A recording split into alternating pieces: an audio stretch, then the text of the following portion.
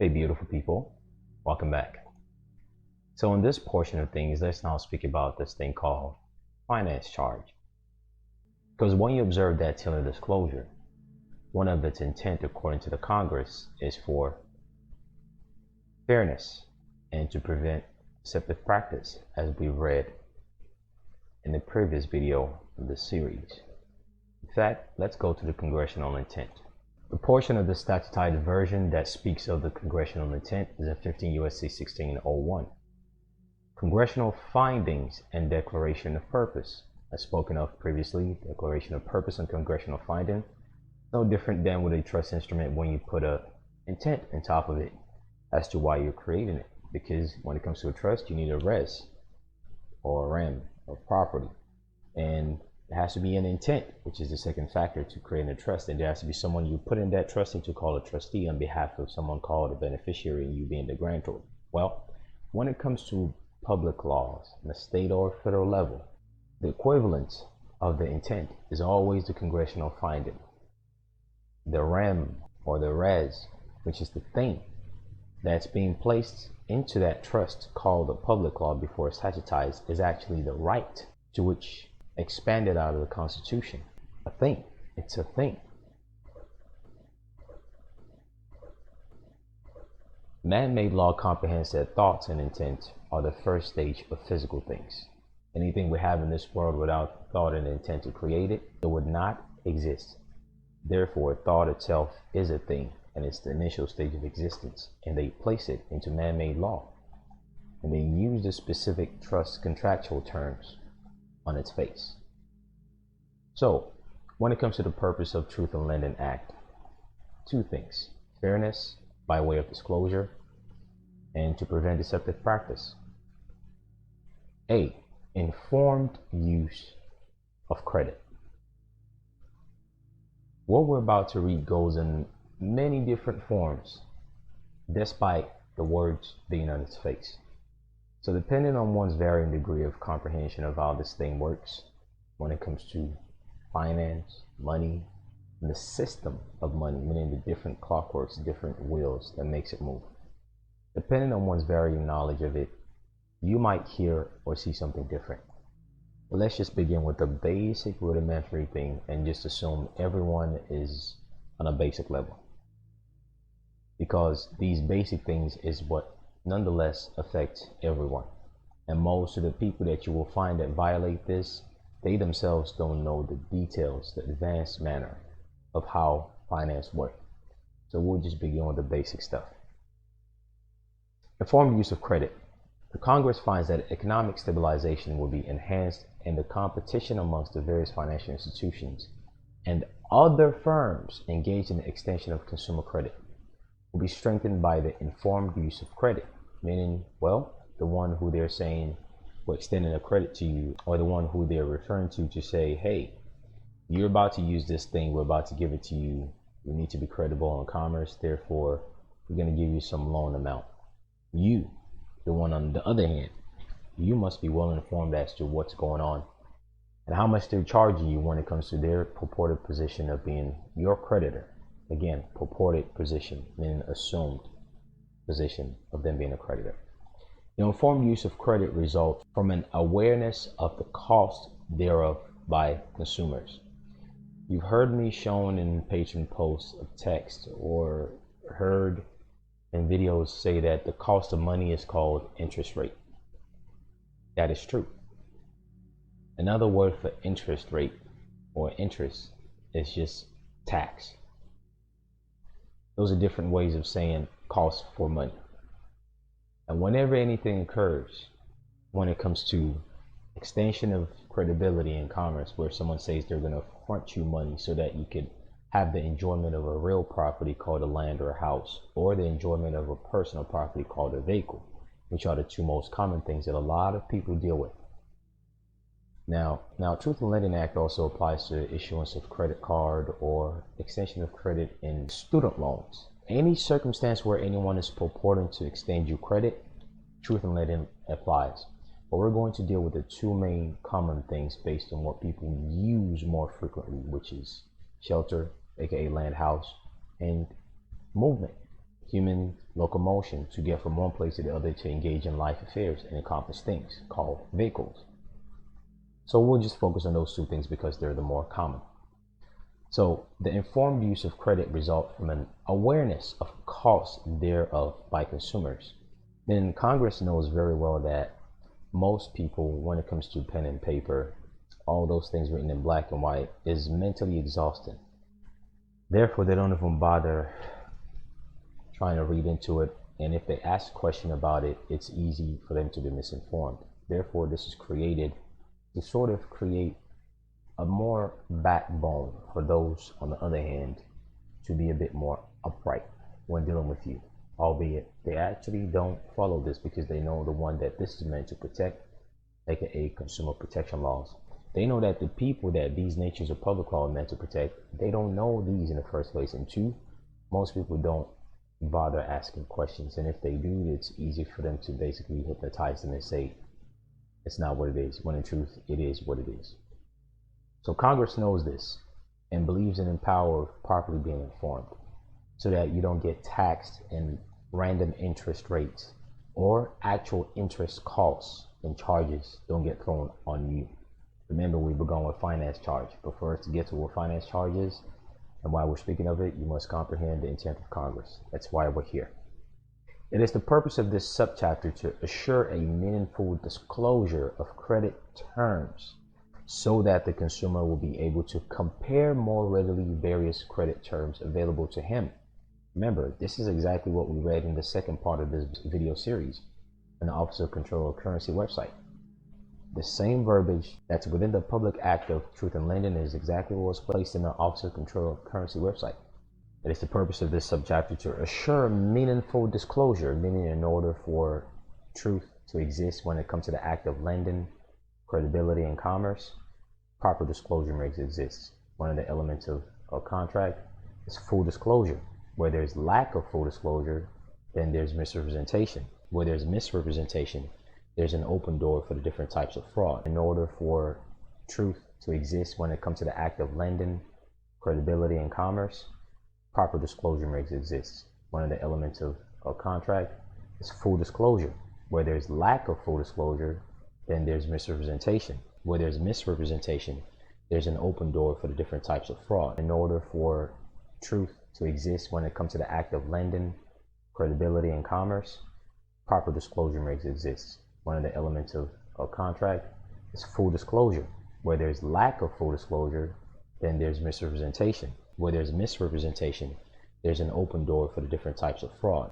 Because now someone knowingly held information from you and knew that holding it will affect you because you rely on that redacted information, aka lack of disclosure, aka unfair practices, aka deceptive practices, aka unjust enrichment. Because if they don't disclose something to you and it costs you money, money's going to their pockets, and they're doing it through lack of disclosure or deceptive practices.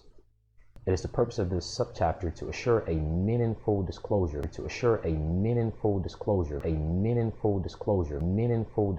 meaning they're not just throwing you some stuff in the paper and saying, all right, that's it. Meaningful, meaning you have to be able to make sense of it. Many people get into contract, vehicle, or house, the two most common one. And there's a lot of disclosure in there. But do people know what they're looking at? Do people know the meaning of the papers they're handed? Not quite. So it's not just disclosure, but there has to be a meaningful disclosure, meaning you have to be informed. You merely having some paper in front of you that says, all right, sign here, all right, have a good day, congratulations, handshake. That's not being informed. That is not a meaningful disclosure. They can say, well, we gave you the papers, right?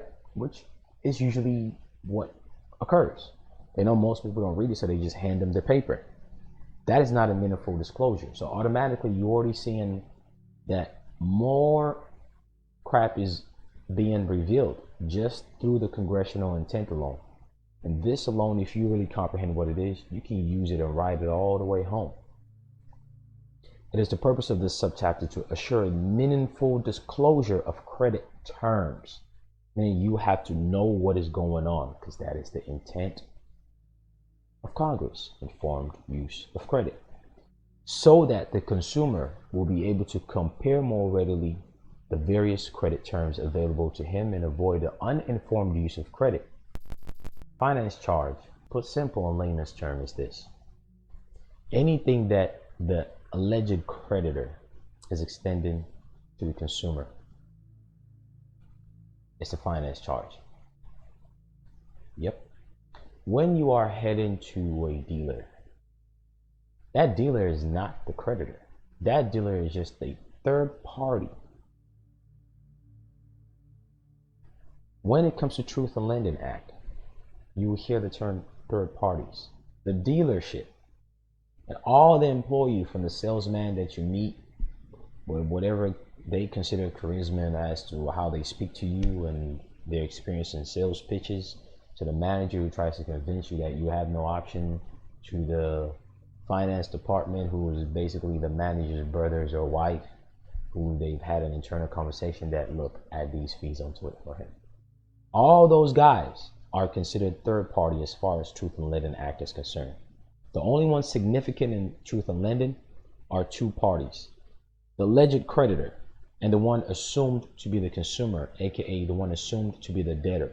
That term consumer is a debtor. Make no mistake. A lot of people, say, "Oh, you're a consumer. You should have consumers have right." Okay, yeah, sure. Debtors have right, is what they're saying, because as far as the law is concerned, a consumer is a debtor. But as far as I'm concerned, as to the intricacies of what I've seen in contract and trust law, you don't want to be a consumer. What you really want to be is the interest holder to the affairs of that transaction. What you want to be is the holder in due course, which is another level of game, which most people who speaks about consumer laws and things like that, even they don't know. They just know that this thing protects me, and it uses the term consumer, which also means a natural person. Therefore, I'm just going to accept it because there's some benefits to it. That's good, but that's just the baby step stages. But nonetheless, knowing that Truth in Lending Act really concerns two main parties: the alleged creditor and the alleged debtor, called the consumer. The alleged creditor is whoever those third parties, called dealerships, go to and call and give your information to determine what interest rate, what monthly payments, and what do you qualify for, so that the banks go cash them out and they could get the monies and assign the contract to the debt collectors, aka another third party in the equation. I hope you're seeing this now. So now there are two third parties. There's the dealership, and then there's the debt servicers who purchases the contract that you sign with them, called an assignment clause, which we've went over in the previous video as a premise to this. But the only party that is really truly concerned as significant in charging you anything within that transaction are the alleged creditor, which is the banks, who have the banking internal software to basically run the value of that social security number and its credibility, and to say, all right, this is how we're going to give you money, aka you, the dealerships. The dealerships get paid the moment they run your credit from the bank. And now the dealerships, generally speaking, is called unconscionability. Is a doctrine in contract law that describes terms that are so extremely unjust or overwhelmingly one-sided in favor of the party who has the superior bargaining power, that they are contrary to good conscience, meaning unfair practices, deceptive practices, lack of meaningful disclosure, meaning you are uninformed as to the use of the terms and conditions that you are signing, credit terms, those same words used in the intent of Congress. Typically, an unconscionable contract is held to be unenforceable. None of the furniture was considered to be purchased until all of it was paid for. Tell me, isn't this what happens with a vehicle? You really haven't purchased it until you've actually finished paying for it. Because if you really have purchased it, you would own it. If you really own it, then they wouldn't be the first lien holder on it. If you really own it, then that vehicle would not be subject to repossession. Do you see that these things people engage in every day? is right on its face. Obviously, well, for those who knows what's going on, is on its face, contrary to principles of contract law, and it's considered unconscionable. If it's unconscionable, then it's unconstitutional. If it's unconstitutional, then there's deceptive practice involved. If there's deceptive practice involved, then there is an uninformed use of credit and credit term involved in the equation, aka violation of Truth in Lending Act. You see what's going on? When a plaintiff defaulted and failed to make payment on the last item of furniture, the furniture store attempted to repossess all the furniture sold. No different than they do with a vehicle, huh? Isn't this what they do with the vehicle? Different causes of action now when you sue them. You can have a Truth in Lending Act as cause of action 1 or count 1. And then count 2 can be based on accord and satisfaction, meaning no matter where they want to go now, they're fucked. At this juncture, I want to make something clear. If it's not clear so far, Truth in Lending Act, or anything whereby it has to do with contract, especially if it's backed by public law, even after everything goes on internally, most of them will still play hard with you, even if they know they're wrong. If you don't know how to sue people, the battle will drag on unnecessarily. For this reason, I have been gradually speaking about suing, showing things when it comes to court. Because all of these things are never isolated. Many people want to do precision and things like that, but they don't have the slightest idea how to sue. When they come to a crossroads, let's just say they even know all these things we've been speaking about since the first part all the way to this 5th part. Let's say they know about it, which most don't in reality, but let's just say they do. Once they meet our hard-headed representatives on the other hand, now the only way you can really pull their legs is to file a suit, which usually within the first 90 days they would just settle, because it's business for them on their end, and they will pull things as far as they possibly can and milk it as far as they possibly can, because it is a battle for them. If you don't know how to sue, you will do everything right, and at the end of the day you'll just be struggling. Because the reality is, it's a norm to know how to sue. The reality is, it's a norm to know how to sue. The reality is, it's a norm to know how to sue. If you're dealing with things in correspondence with entities and you send it through the mail, then the presumption is you know how to sue. Because those two worlds are not different. They are the exact same thing. This is the reason why I show things about suing. This is the reason why I show introductory things with how to sue in Fair Credit Reporting Act or Fair Debt Collection Act, because there's along the same line of credit and finance and terms and things like that. And that gives you the premise of how these things work. It's the reason why I show case laws, so you can get the feel of the environment, the state of mind of the environment, how things work. They are all connected. I'm contemplating creating a 4th tier whereby I just solely focus on showing the further details on how to sue, whereby I'm going to gather all my documents from the first time that I ever became a defendant or a plaintiff. I'll show you what went wrong, what went right. I'm thinking of creating a tier just for that, and then have a question and answer live as it's going on. I'm contemplating that.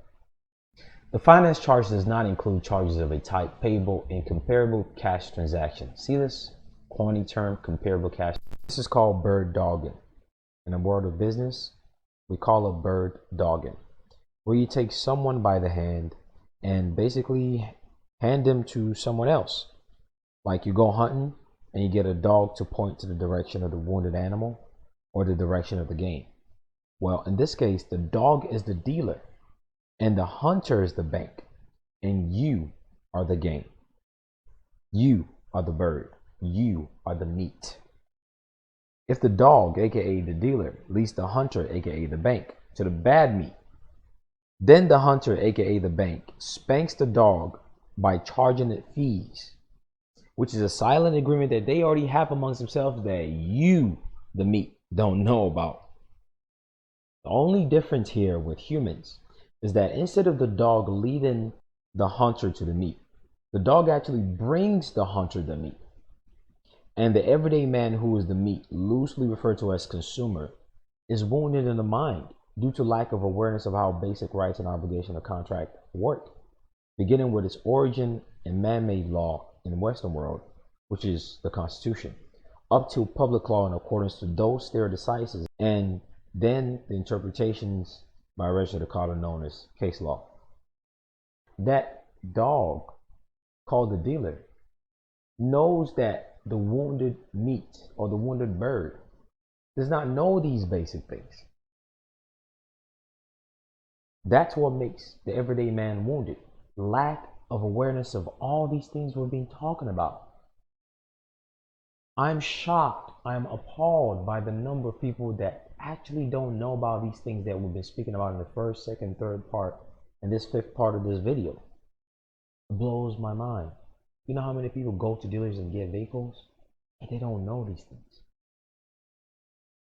See, that analogy of wounded meat being the everyday man might sound a bit harsh, and that analogy of referring to dealers as dogs might sound a bit harsh, but it is the reality of the business world and the state of mind that representatives of entities carry when they stare directly at your eyes, you, the average man or woman, knowing very well that 99% of what truly goes on, physically and on pen and paper, is undisclosed unfairly to that walking slab of meat called the consumer.